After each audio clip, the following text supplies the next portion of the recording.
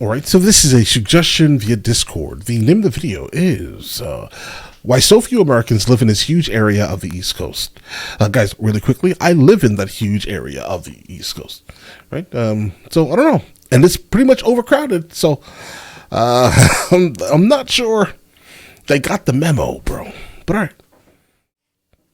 Let's see what this takes us. Georgia, South Carolina, and North Carolina are home to over 26 million people between the three of them. Okay. Despite this, every major metropolitan area within these three states are located well inland away from the Atlantic coast. Okay, well played. Well, okay, all right. Yeah, because I live, within the area. All right, let's go. Which is very different from the northeastern states and Florida. So why don't more people live in the empty East Coast? Crime. Guys.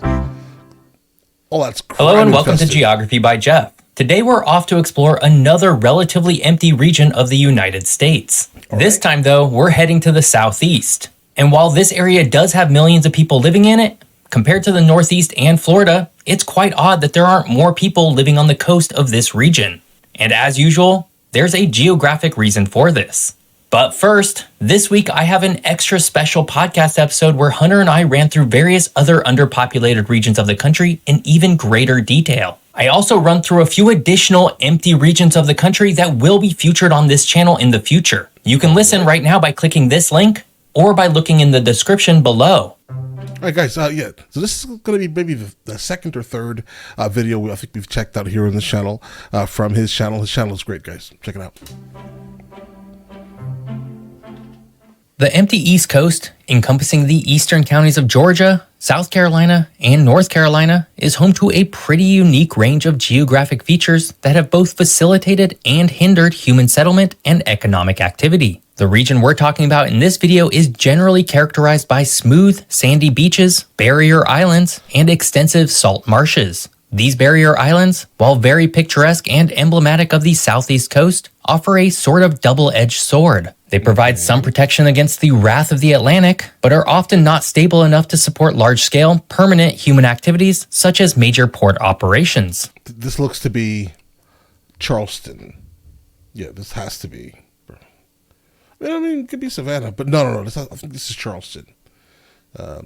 Based off the key, at least. Further inland, the land starts to rise gradually into the rolling hills and low mountains, offering a different set of opportunities and challenges. This geography has influenced the types of industries that have flourished here, historically centered around agriculture, especially the plantation economy of cash crops like tobacco, cotton, and rice in Georgia and South Carolina. It was this penchant for plantations and agriculture that would eventually lead to a drastic increase in slavery within these states, as running such enormous operations required an incredible amount of labor. This part of the Southeast history has left an indelible mark not only on the economy of the region, but also the demographic makeup of the Southeast, which is still home to the majority of Black Americans. As of 2021, the entire southern region of the United States was home to about 56% of the country's Black population, with Atlanta alone being home to about 2.2 million, behind only New York City.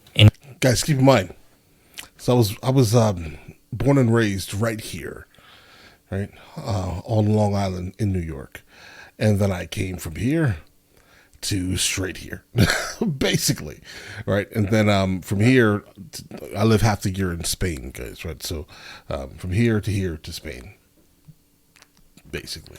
In North Carolina, the topography becomes a bit more varied, with the flat coastal plain giving way to the elevated Piedmont region and eventually the Appalachian Mountains, adding forestry and mining to the region's economic activities. The empty East Coast is also marked by significant rivers such as the Savannah, which also serves as the natural boundary between Georgia and South Carolina, and the Cape Fear River in North Carolina. But while these rivers have been essential for internal trade and transport, they were not large enough to facilitate any meaningful amount of maritime trade in the same way that the Mississippi River and St. Lawrence River were for the Midwest of the United States and Canada, respectively. Finally, another important aspect to consider is the region's vulnerability to climate extremes, particularly hurricanes. This has not only shaped the natural landscape, but also human activity and settlement patterns. The risk of natural disasters has always been a background factor in planning and development along the coast of this region specifically. Since 1990, 56 hurricanes and tropical storms have slammed into this region specifically, making it one of the most dangerous areas to live in with regards to natural disaster preparedness. And if you actually go to these areas, anywhere in this pocket here, you'll start to realize that you start getting warning signs, right? Obviously, all this is like low country, but you'll see like hurricane escape routes everywhere coming off of this side of the coast here, right? So yeah. That obviously will slow down the mass movement of people to that region, guys. Only Florida gets more hurricanes overall, but that's due to a combination of receiving hurricanes from the Atlantic Ocean and the Gulf of Mexico. The empty East is a fascinating region of the country, but if you haven't picked up on it yet, its history and geography have created issues in establishing large population centers on the coast, and we're going to explore why that is right now. But first, if you're enjoying this video, hit that subscribe button. More fun geography videos are just a single click away.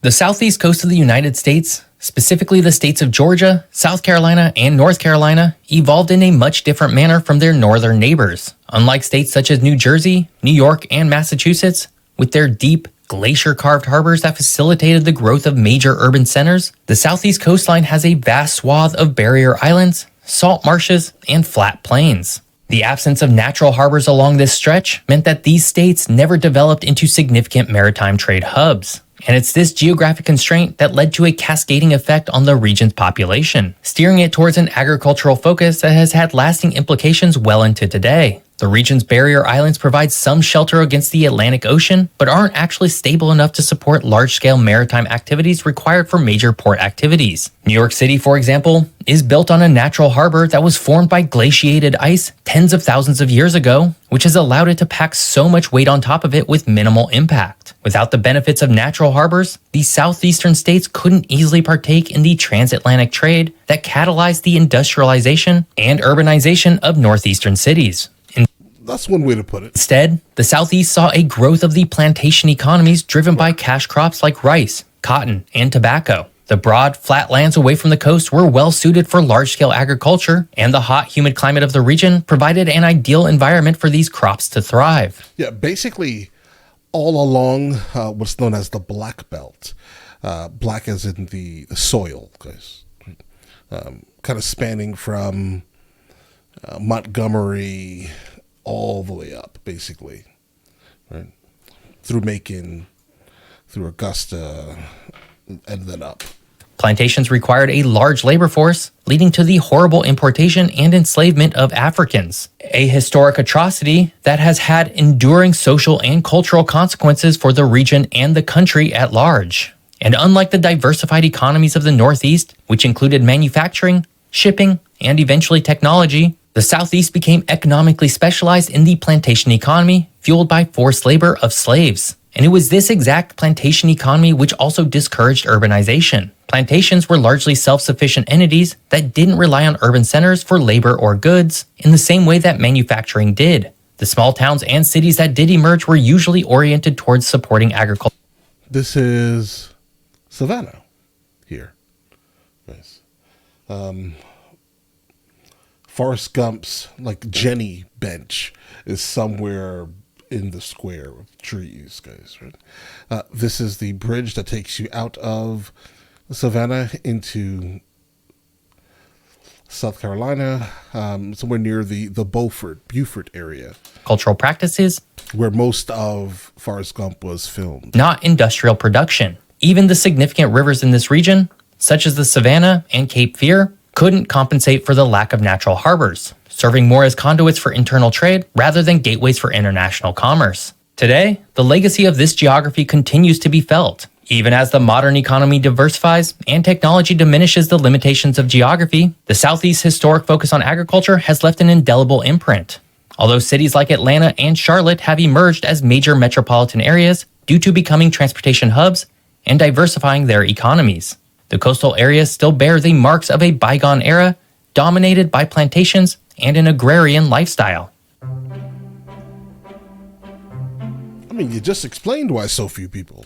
While the coastal regions of Georgia, South Carolina, and North Carolina are rich in natural beauty, they haven't attracted the dense populations we see in areas like the Northeast, Florida, or even the nearby metropolitan centers like Atlanta and Charlotte. Setting aside historical factors such as the lack of natural harbors and a plantation-focused economy, several contemporary reasons explain this discrepancy in population density. Cities and metropolitan areas are the primary magnets of population, and job opportunities in these coastal regions are often less abundant and diverse compared to other regions of the country. The pay scale is also minuscule in comparison. While tourism and some forms of agriculture and fishing are prominent, there just aren't that many jobs within these industries as compared to popular industries like manufacturing. And while major metropolitan areas like Atlanta, Charlotte, and the Raleigh-Durham Research Triangle have become major corporate hubs, attracting young professionals and creating a wide range of jobs, they've become all-consuming for the region at large. In a way, these metro regions have sucked the economic vitality from cities that might otherwise have become a major city on the coast. And much of this comes on the back of infrastructure, specifically as it relates to transportation. Major cities are often transportation hubs, making it easy for residents to travel both domestically and internationally. And in this region specifically, Atlanta has become the dominant transportation hub, sucking the air out of most other regional cities. Atlanta was once known for being one of the largest rail hubs in the country and continues to have the largest airport. As such, cities like Savannah, Georgia, do not have nearly as many transportation options, thus further discouraging businesses to set up shop in them. Today, the entire region we're talking about is home to just over 10 million people. That's actually quite a lot of people. But compared to the development of other regions in the eastern half of the country, it's still relatively empty. Not enough. The largest metropolitan areas in the region would be Columbia and Charleston, South Carolina, with about 820,000 and 800,000 people respectively. Yeah, guys, I went to Charleston pretty recently, and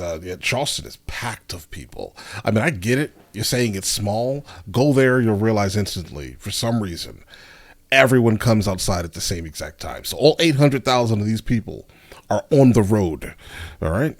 Respectively, Fayetteville and Wilmington, North Carolina with 520,000 and 282,000 people, and Savannah, Georgia with 404,000 people. And while none of these metro areas are tiny, all of them combined are less than half of Atlanta's 6.1 million people, which is... Yeah, and Atlanta feels disgusting, guys. It feels bad, right? Like, at any time you go outside, just understand that it's going to be at least 45 minutes. It doesn't matter where you're going. It doesn't matter. All right, 45 minutes, basically no matter where you're going, and it takes about 2 hours from Atlanta to get to Atlanta. All right, it's terrible. It's interesting because Charleston specifically predates Atlanta by more than 150 years. Interestingly, despite Atlanta being far and away the largest city in the southern region of the country, Charleston, South Carolina predates Georgia's capital by more than 150 years. And given its location on the Atlantic coast, the desire by colonial rulers for easy access to their new lands, and a need for transportation methods tied to water, the South Carolina city probably should have grown to become the dominant southeast city and not Atlanta. But alas, that's not how history typically goes. One of the key factors in the evolution of the two cities is the role Atlanta has played as a transportation hub. Initially founded as a railway junction named Terminus, Atlanta's strategic location offered a nexus for multiple forms of transport, linking the agricultural richness of the South with markets in the Midwest and Northeast. This central positioning was further bolstered by the development of the Hartsfield-Jackson Atlanta International Airport, which has grown to become one of the busiest airports in the world. One of? Or is it the busiest?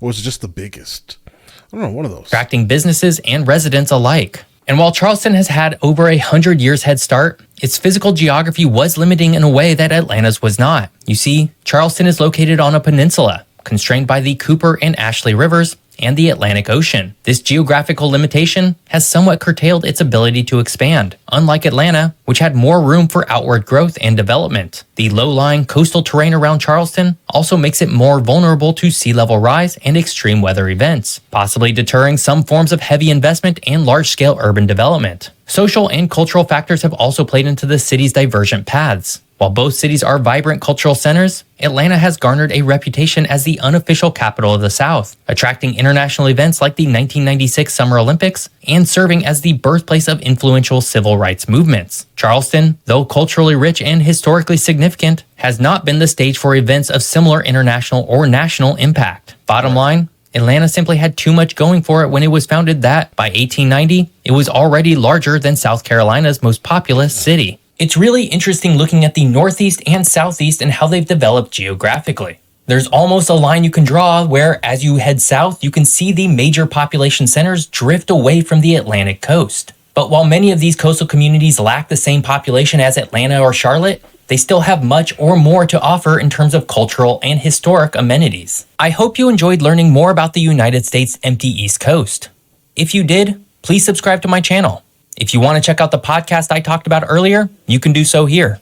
And if you want... All right, guys, here's the thing, right? I can definitely tell you right now that some of those coastal cities are absolutely amazing to visit. Again, the only thing that fears me is the fact that scares me, actually, is the fact that they are considered low country, right? And all these hurricane warning signs scare the life out of me. So why would I want to be involved in that, right? In Atlanta, Atlanta's getting hit with a lot of tornadoes lately. So that's not amazing, right? I mean, but so I guess it's kind of the same thing potentially, right? But I will say though, some of these coastal cities have a lot of history, and if you are a history nerd like me, definitely go check out some of these cities, guys. One of my favorite coastal cities would probably be, in that region specifically, would be Charleston. I love Charleston. Not so much Savannah. Savannah feels, I don't know, guys. I don't like Savannah. No disrespect if you live in Savannah. Do your thing, right? But for me, Charleston's better. I like the island hop at least. Specifically Mount Pleasant. I like Mount Pleasant a lot, guys. But all right. Listen, let me know in the comments the next thing I should be checking out, and I will get into that as soon as I possibly can, all right? And listen, you guys all have an absolutely amazing day. Enjoy your day thoroughly. Guys, before we go, are you guys subscribed to the other channels? Logical Movie Reviews with Mr. L. Boyd, along with Mr. L. Boyd Music. Both are found in the description. Check it out.